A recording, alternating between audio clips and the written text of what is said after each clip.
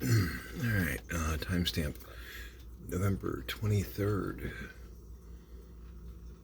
2024. It's about 10:40 p.m. Got up earlier, been doing stuff in the kitchen. Well, I've got serious riffraff hair. Not you, Xavier. Your hair is much better than mine. Richard O'Brien. Anyway. This way.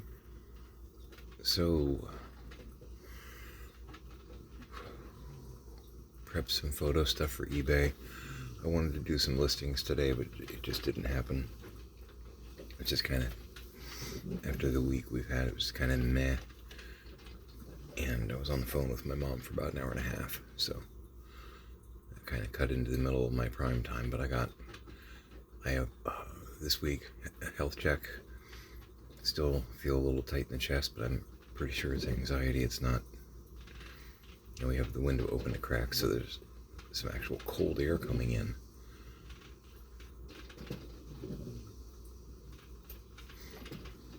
It's like in the 40s. What? And I don't want to hear anybody, well, it proves global warming's not a thing. Yeah, okay. The late season Sarah that got decimated by the wind shear, which helped create this little mini cold front, is global warming. Having that intense a storm build up, not here, but I know Honduras got hit for several days. I saw a couple of weather people estimate that they might have gotten 40 inches of rain in a couple day period. Yeah, that's perfectly normal.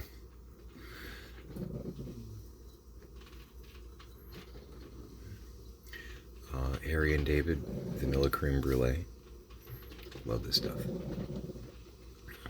I still like that Kauai vanilla macadamia better. That's like my fave, but quick and easy. This is kind of a go-to for me. And my Major Havoc mug. Love that game. Love that game. That's one, when this is all said and done, I would love to find. It's a pretty basic game too, as far as its look and all that. Probably there's a whole lot of gurgling going on over here. It's one you could probably find like a playthrough on YouTube. It's just fun. They had it that was the bowling alley. I might have mentioned this before, I apologize. That was at the bowling alley that I went to growing up. I don't even know if that bowling alley is still there. It was on Bush Boulevard near 56 in Tampa. It was only a couple blocks away from my house growing up, so played a lot of Gauntlet there. They never really had a whole lot of pinball that I liked. They had some like older EM games, but none of the ones that made me, happy.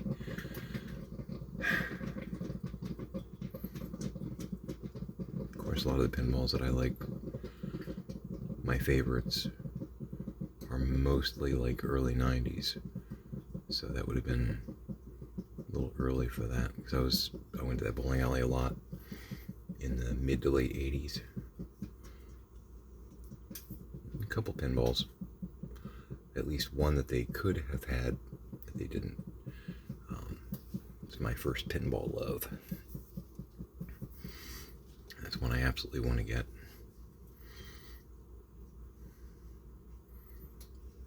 It's called Xenon, like the element, but it's got a like sci-fi alien, like gray alien kind of thing going on. It's my first pin love. Started playing that. I probably told you this. I apologize if it's a repeat, but I started playing that at Showbiz, which was the Chuck E. Cheese rival. I went to both. I had no loyalties. they both had very different game selections, so, either one was an okay thing for our family to go to on a Friday night. Either one works.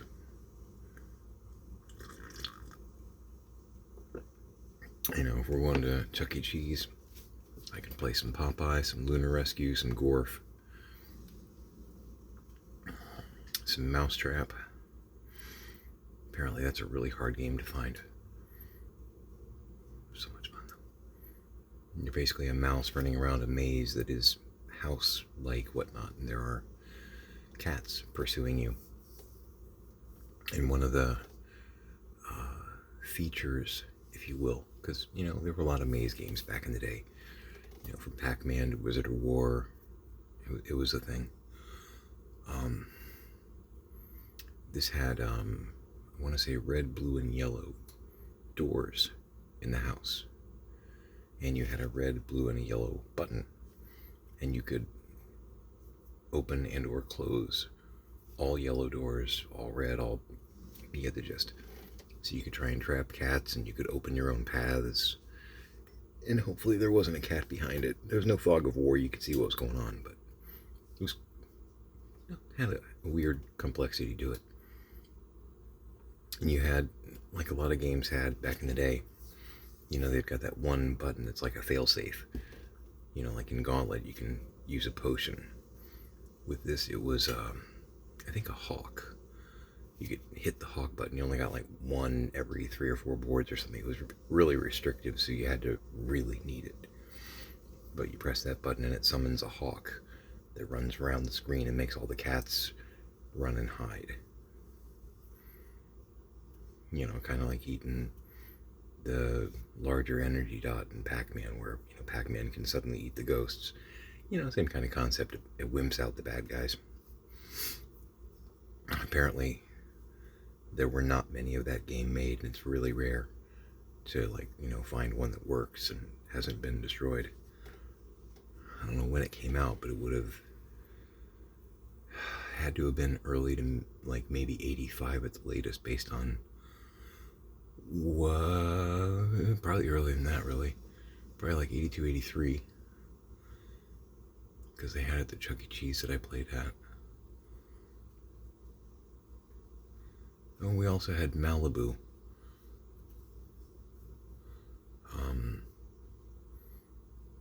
Malibu or Castle Games, I think was the other name of it.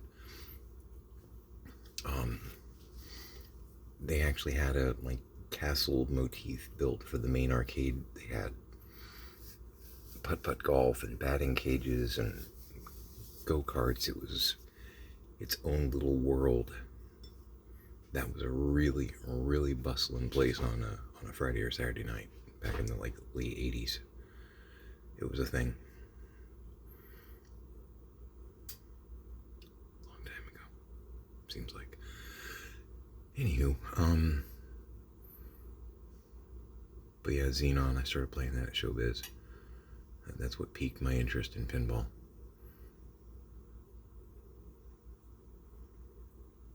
It's not too pricey a pinball, because it's kind of the motivation to keep going through all the silly shenanigans that I'm dealing with.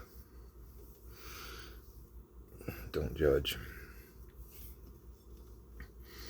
But there's a guy, I haven't contacted him because there's no point, I'm not at that place yet, but he's got a Xenon pinball that is, he says, really restored, fantastic working condition. Bear in mind, there's a pinball from 1982, I think. So, it's not last year's model, it's an older table. But he's got one that he says is fully restored, works fantastic, like new kind of thing, for like $4,000. Which, that is a lot of money. But in the grand scheme,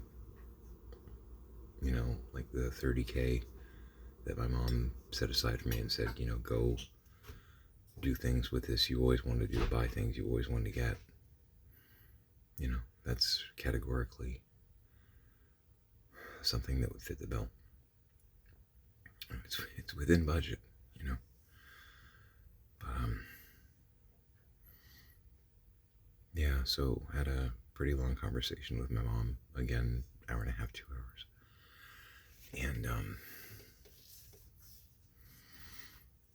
so she did take my dad to her primary, and she did have a conversation with the guy at the VA. I think I called him Dr. Baker. And they had, quote, a lovely conversation. And she wasn't being sarcastic. And I did question her on the fact that when I last talked to her, she said that she had told the doc she didn't appreciate him prescribing something for my dad, that if people see it, they're going to assume that my dad has Alzheimer's. That's been bugging me all week, and I didn't like lay into her, but I did discuss that with her. I'm like, look, Mom, appearances be damned. That's not the point. The point was that one of the main side effects from this could be the induction of strokes. It was not appearances. If we are still worried about what people think about Dad, we're focused on the wrong stuff. Period. Who cares? To which she countered, well, the people at the DMV probably saw stuff like that on his information, and that's what blackballed him. And I said, Mom, what are you talking about? She's like, well, they saw a man that obviously had Alzheimer's according to his paperwork, and that's why they didn't let him pass the test. I said, no, Mom, that's just dumb. He didn't pass the test because he made a left turn without a turn signal one time, and during some other exercise he bumped. You say bumped, I don't know if he plowed into him or bumped them, but he bumped a cone. Either one of those things, I explained to my mother, would have gotten him a ticket in the wild. If it's something that would give you a ticket, it is something that will make you fail the test. They're not being cruel. They're following the rules. Completely different things. To which she responded, oh, they were hoping he'd fail. They were trying to make him fail. So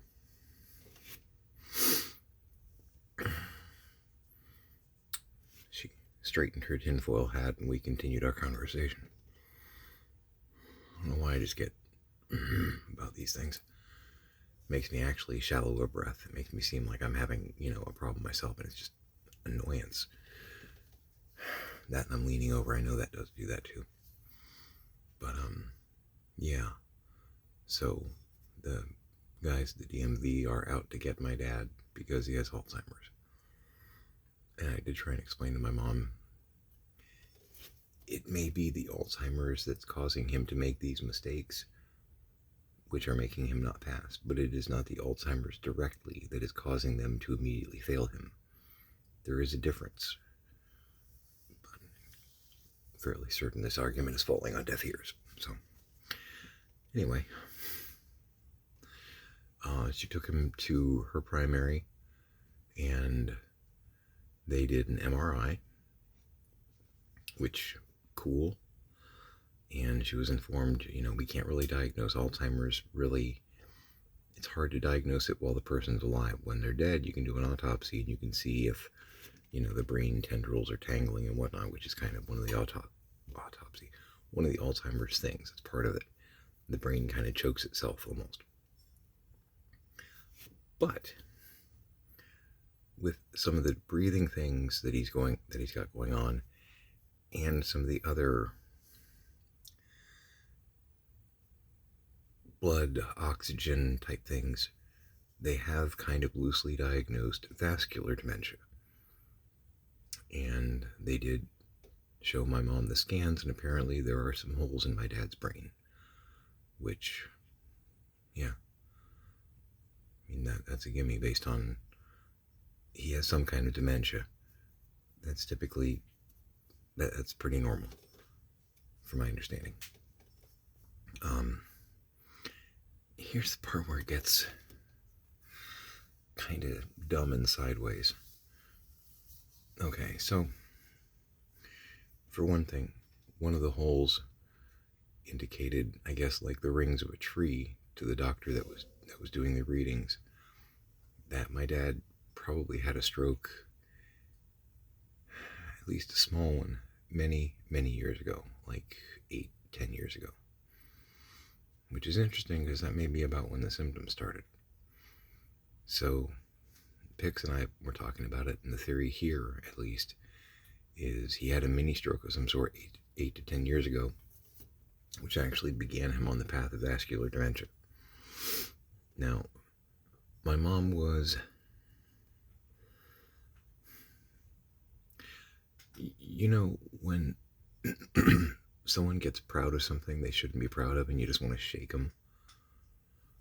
So she was very proud in that she's like, it's most likely vascular dementia and not Alzheimer's, like you've been saying. Okay, two things. One, and this is something I explained to her, vascular dementia and Alzheimer's pretty much share a lot of the same symptoms, like almost all. And I didn't know about the breathing issues. I knew he had mild COPD, but I didn't know that it had stemmed back 10 years and that all these other things were going on.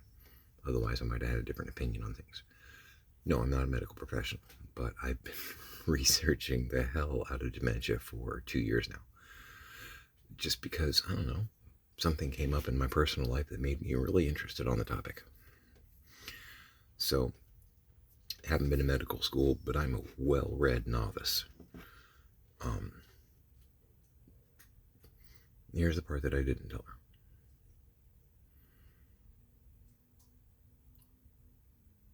You can be impressed that I got it wrong. And by the way, vascular dementia and Alzheimer's frequently work together. A lot of patients have both.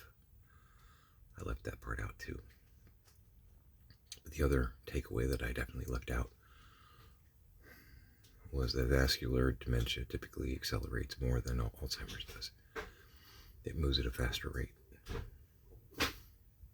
So,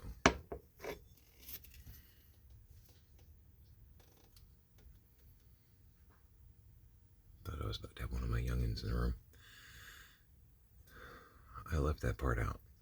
And Pix even asked me why didn't I tell her that? And the main reason was I didn't.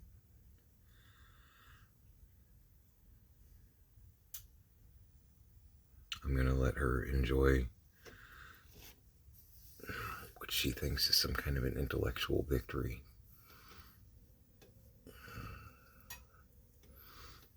I'm not going to do that to her. That's not okay. So, had a queenie.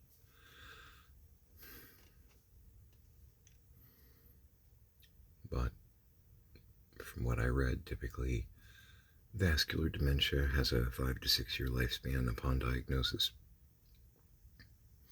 Here's where it gets fuzzy though. The upon diagnosis thing.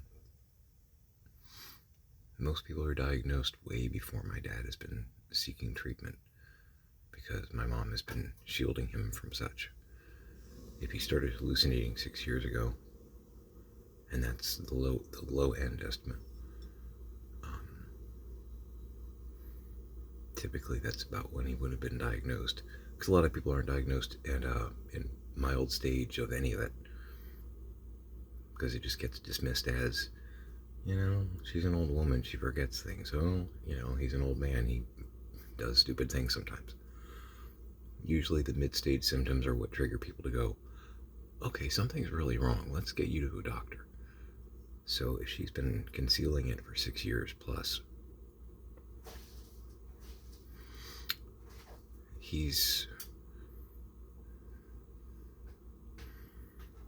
it's a little bit more serious than all that if it's vascular and Alzheimer's.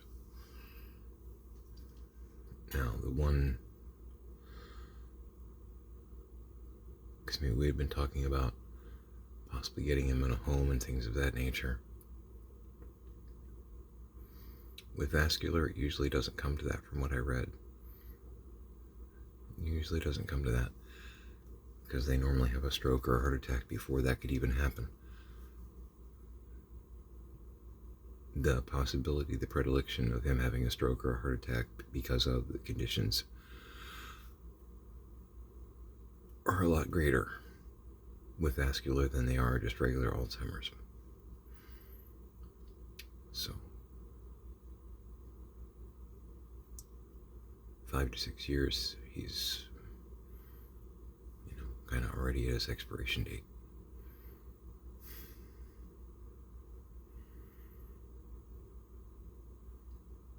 Telling my mom that wouldn't change that.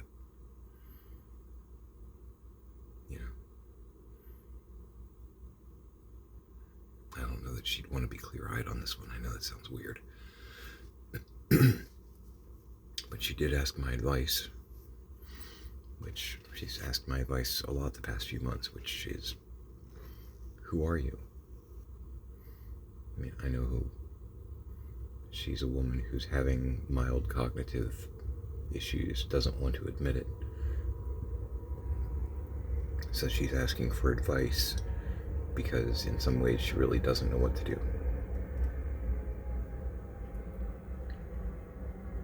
But she's being slick.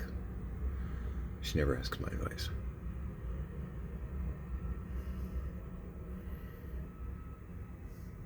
Anyway, so she asked my advice, what can we do to help him? Since you've researched it, what should we do? And I'm like, well, he needs clean air. Him working out back in the dust and the grime will actually not help. His oxygen level and air quality needs to be really good. And she's like, well, I can't really control that. He's going to work on his projects. I'm like, and I know that would be the answer, and that's the answer I would expect, because I know how stubborn Dad is. I get it. So the only other thing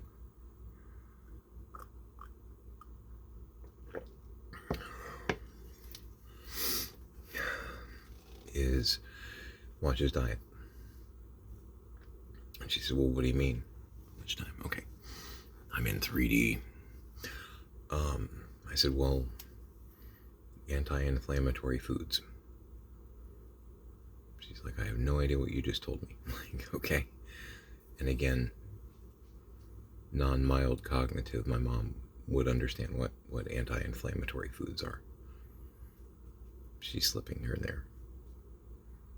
But I'm not supposed to notice, I think. It's frustrating. I just want to scream at the heavens. I said, well, let me pull up a list. So I pulled up a list, and I'm like, leafy greens. Good luck getting that man to eat a salad. Berries. We have a possibility here, because Dad loves his strawberry ice cream. And he'd have like chunky strawberries in it and whatnot. I said, anything with the word berry in it, other than like crunch berries, that's fiction right there. Blueberries are awesome, but anything with berry in it, blackberry, loganberry, strawberry, anything with berry in it is going to be good. Beans, nuts. He does like some beans. He's real picky. He's a real picky eater, please understand. But I'm like, find 3 or 4 beans that you know that he'll eat in a meal setting. And always make sure that one of those is the side. She's like, okay, I think I can probably do that. There are a few beans that he really likes. I'm like, good. Those are his side veg. Chicken, fish. Chicken, fish. Basically, you're going to be on the Mediterranean diet just like we are. She's like, yeah, I've heard chicken and fish are pretty much the thing. I'm like, look, we have salmon several times a week. And my dad loves salmon. Salmon. Also, certain types of tuna. Tuna in general, but like skipjack is really good. Really good. Cod, mackerel. There's a few, like 4, 5, 10 fish that are awesome for what you're trying to do. Because I'm also supposed to be on an anti-inflammatory diet. Mediterranean diet is pretty much anti-inflammatory. A lot of veg, the right fruits, chicken fish. Ta-da! And it's actually yummy. There's actually good stuff here. It's not like, that diet of Brussels sprouts or something. And if you like Brussels sprouts, we can still be friends. But get help. Anyway, so I said, his diet. It's one of the only other things you can do, because she's like, well, what does an anti-inflammatory diet do? And again, I think my mom would have known that, should have known that. But she's unlearning things. She'll never admit it, but she's unlearning things. I said, well, it is anti-inflammation. Duh, right? What does that do? It makes things not inflamed, which means that surrounding organs and tissue aren't inflamed. They're not applying more pressure to the lungs. The lungs themselves aren't inflamed. They're able to work more smoothly because things aren't trying to prevent them from working. And she was like, I think I understand. I said, well, in your best situation, breathing comes pretty naturally, right? And she's like, well, yeah. I said, now let someone stand on your chest and try and breathe. It's not quite the same thing as inflammation, but it's something pressing down on the lungs, not allowing them to expand freely. She's like, okay, I get you. She's like, well, fat does the same thing. That's my problem. I'm like, and it does. If you're overweight or obese, you've got all that extra fat applying pressure to the tissue and the organs, which applies pressure to the lungs, and breathing becomes more laborious. I know I sound like a scientist, right? I only play one on stage. She was like, okay, so I need to see what I can do as far as his diet. I'm like, I know he's a picky eater, but he can live, he can die. And in the back of my head, I'm thinking to myself, based on the time frames and what I know, I've flippantly said he could have a stroke tomorrow. Now it's even more in my head of he could have a stroke tomorrow.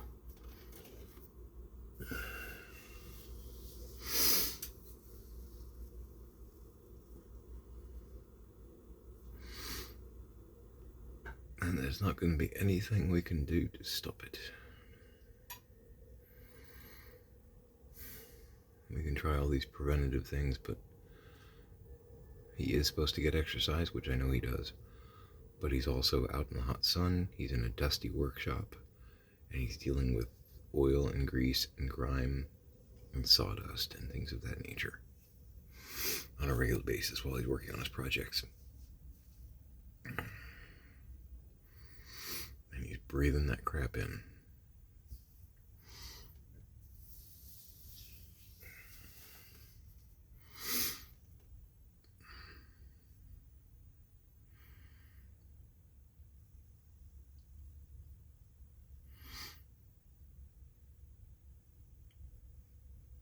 Being stubborn can be a great thing, and then there are times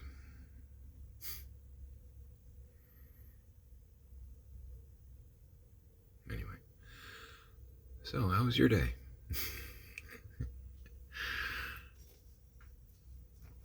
Oh man, I just don't know. Getting all creaky and tired. Actually, talking to my mother is exhausting.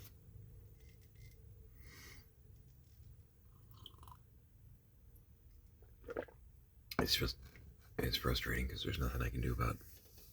I can advise from a distance, but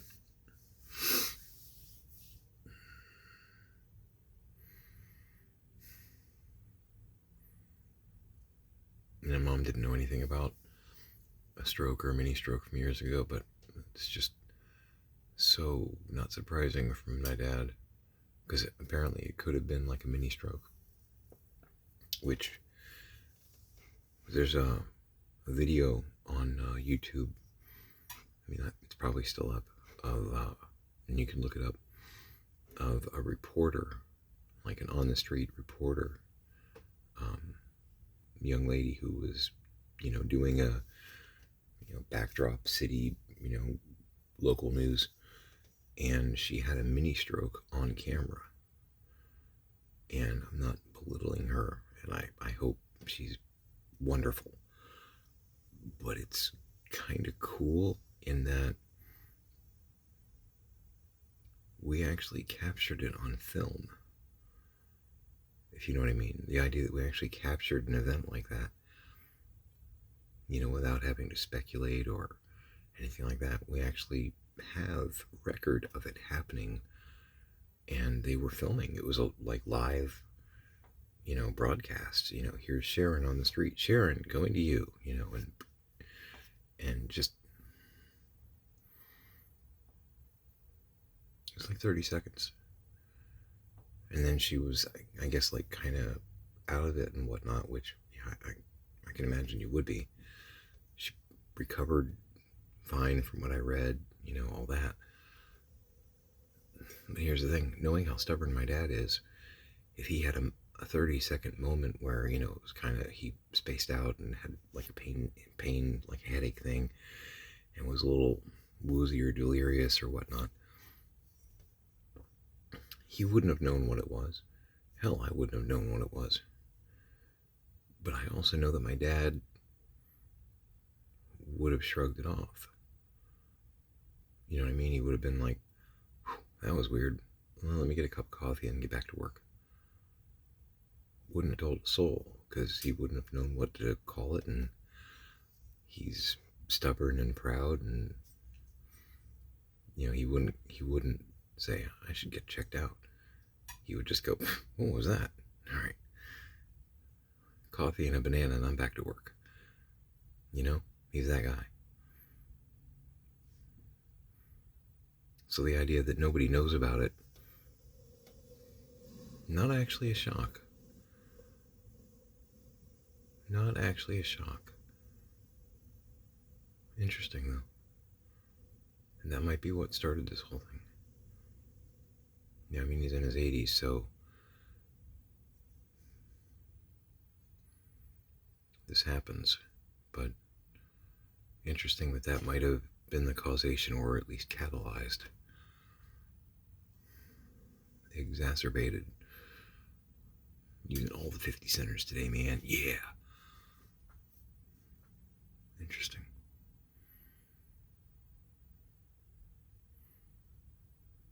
It's one of those get to heaven, ask God questions. We'll never know down here.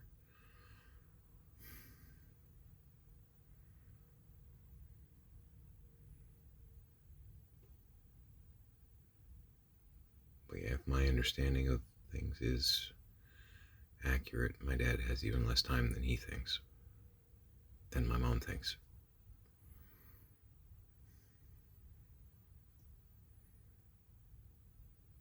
And it doesn't change anything. My dad still might take a shot at my wife if he saw her, because pigs to dance, his driver's license, all that. And you're not going to get him to change his lifestyle, his way of being. That's just not, it's not negotiable. He'll die with a power tool in his hand. Working on a project that doesn't need to be worked on. Because he spends most of his time obsessing about a burglar that isn't nearly as active as he thinks. Because most of it's in his head. And I can't fix him. Nobody can. So, anyway, on that happy note, if you're not going through anything like this in your own personal life, the happy note, be thankful. Gratitude first. Anyway, I hope you are having a fantastic day, night, week, year, decade, whatever, you know. I'm gonna finish my coffee and go to bed, I think. Got a phone call with Grammy in the morning, and then I need to do some advanced listing on eBay because I did not do my homework today, and I am ashamed. Not really, I think I needed it, but need to get some of this crap out of here. It's not really crap, I got some good stuff, but still it needs to go somewhere, not here. Anyway, make it a great day.